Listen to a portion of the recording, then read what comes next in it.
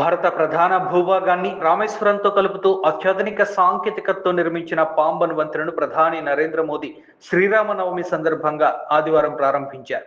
అనంతరం జాతికి అంకితం చేశారు. కొత్త రైలు బ్రిడ్జ్ను, న్యూ లిఫ్ట్ను, రామేశ్వరం తాంబరం రైలును వర్చువల్గా ప్రారంభించారు. భారతదేశంలోనే తొలి వర్టికల్ లిఫ్ట్ రైల్వే సముద్ర వంతెన ఇది.